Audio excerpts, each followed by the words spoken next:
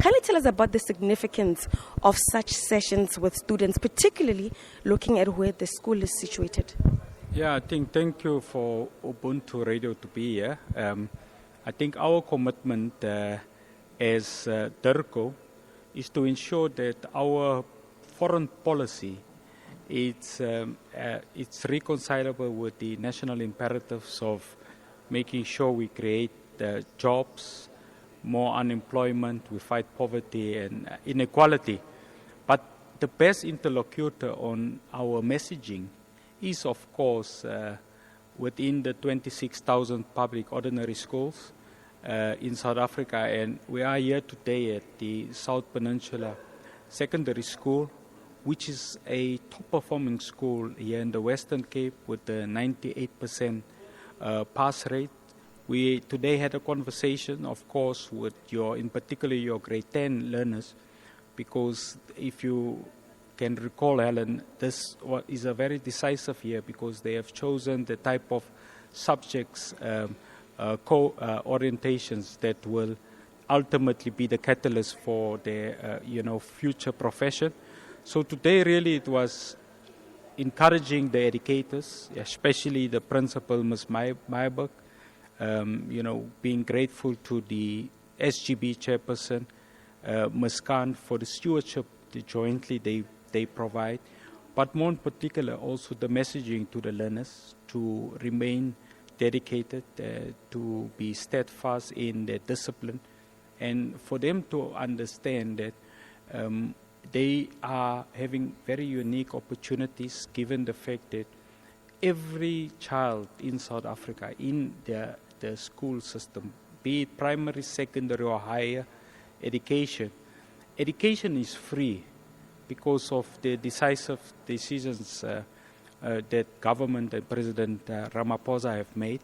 So it was just to encourage them today, but also to speak to them about the different world outlook that we find ourselves in, because here in the Cape Metro, it is obviously a unique beneficiary of data centers, of your agricultural farming and wine producing farms, of tourism, because of the role that DIRCO plays to sell the country to other nations. You have seen, for example, Helen, that our tourism figures have skyrocketed. We are standing at 10.3 million.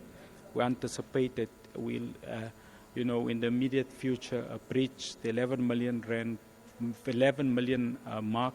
So it's really about being optimistic, looking at the functionality of the school, where you have educators that are on time, that are absolutely committed. You don't have learners that are coming late.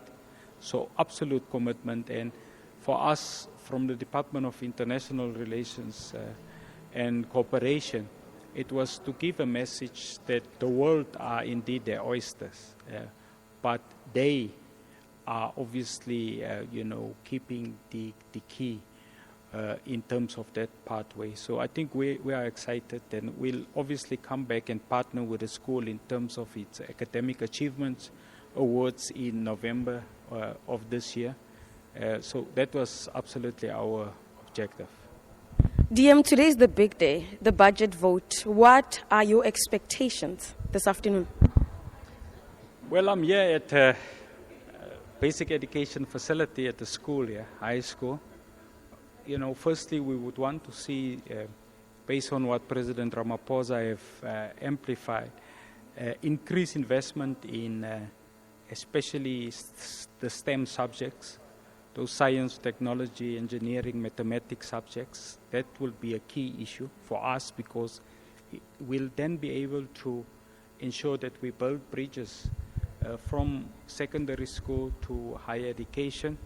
Of course, the second issue that we are looking at, obviously, is to ensure that within the government cluster where DIRCO are represented, to ensure that we are able to strengthen our international footprint, broadly speaking.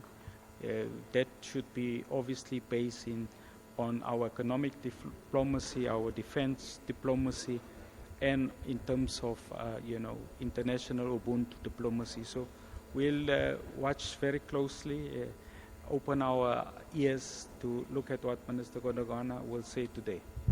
Thank you, Dim. Thank you very much.